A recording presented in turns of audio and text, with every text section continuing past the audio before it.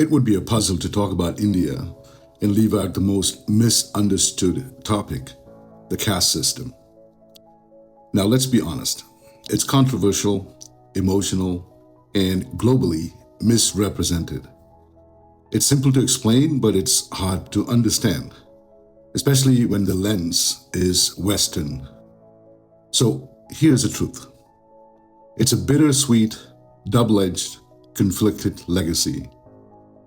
On one side, the ancient Vedic system was one of the most efficient societal structures for humanity. On the other hand, the world has changed, and now all the systems are measured by Western values, which demand adaptation. Some Indians want to preserve it, some want to destroy it. But let's start at the root.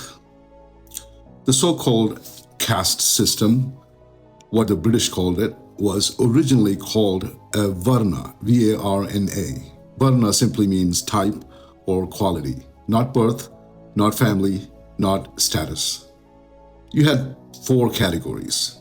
Brahmins, those with passions for knowledge and spiritual teachings.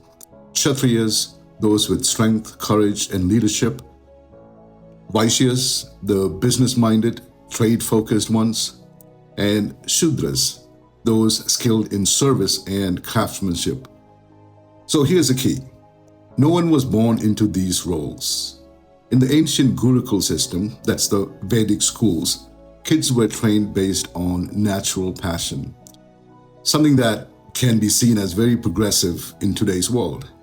Natural passion, not by family, not by surname, and not by wealth.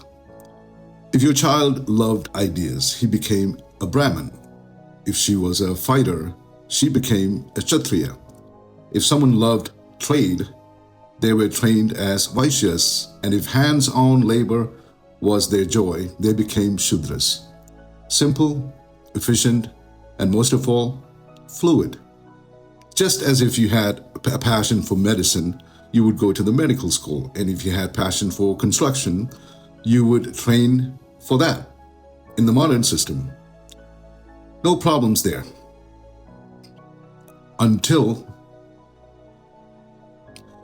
then came the outsiders, the Portuguese, the British, and with them came the confusion. The Portuguese called it Caste, meaning breed or lineage. They couldn't understand fluid roles in society because their mindset was feudal, kings on top, peasants at the bottom. And the British, they froze the system. They turned Varna into a rigid caste system. They said, if your father is a blacksmith, you must be a blacksmith too. If your father is a priest, you are a priest forever. That kind of locked people into hereditary boxes because it made it easier to control them, divide them, rule them, exploit them. And it worked beautifully for them. That poison stuck. Over centuries, this became normalized in Indian minds. Brahmins and Kshatriyas were given power and pride, and Shudras and Dalits were sidelined, not by Vedas, but by manipulated hierarchy. And when India gained independence in 1947, she was drained, divided, and still carrying these colonial baggage. Education, skewed. Wealth, uneven. Social trust, completely broken. Imagine trying to fix a broken system when the break has lasted for literally centuries.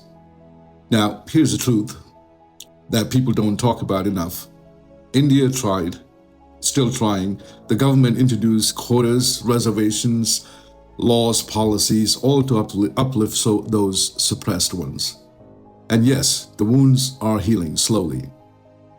But people are people. Ego, pride, status, these don't vanish overnight. Not in 70 years and not in 700 years in many cases. So the next time you think India equals caste system, pause, Know the difference between Varna and Caste.